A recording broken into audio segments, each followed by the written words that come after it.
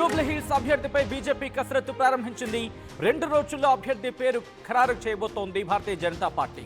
Ticket రేసులో లంకల దీపక్ రెడ్డి, జూటూరి కీర్తిరెడ్డి ఉన్నారు.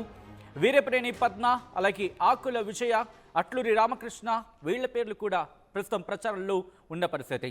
అంతేకాదు నందమూరి సుహాస్ని, సినీ నటి జయసుధ, అలాగే బండారు విజయలక్ష్మి పేర్లు కూడా ప్రస్తుతం చక్కర్లు కొడుతున్నాయి. అభ్యర్థి ఎంపికపై ముగ్గురుతో బీజేపీ కమిటీని అక్కడ నిర్ణయించిన పరిస్థితి. అంటే ఈ కమిటీ అభ్యర్థిని ఎంపిక చేయబోతోంది. రేపు అభిప్రాయాల సేకరణ కమిటీ ఈ అంశానికి సంబంధించి ప్రస్తుతం డీటెయిల్గా ఇన్ఫర్మేషన్ సేకరించబోతోంది.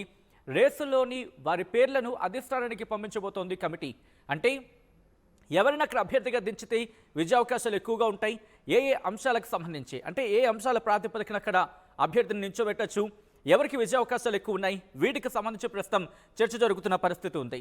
సో ఈ నేపథ్యంలోనే మరికొద్ది గంటల్లోని ఇటు భారతీయ జనతా పార్టీ నిర్ణయం తీసుకోబోతోంది. ఇటు జూబ్లీహిల్స్ ఎన్నికల బరిలో ఎవరిని నిల్చోబెట్టాలి అనే అంశానికి సంబంధించి భారతీయ జనతా పార్టీ, ఎందుకంటే ఇప్పటికీ కాంగ్రెస్ దాదాపుగా కంక్లూషన్ అంటే క్యాండిడేట్స్ని కన్ఫర్మ్ చేసే ప్రాసెస్కి సంబంధించి దాదాపుగా తుది దశకు చేరుకుందనే చెప్పుకోవాలి. మరికొన్ని గంటల్లో ఏ క్షణమైనా కాంగ్రెస్ పార్టీ తమ అభ్యర్థిని ప్రకటించే అవకాశం ఉంది.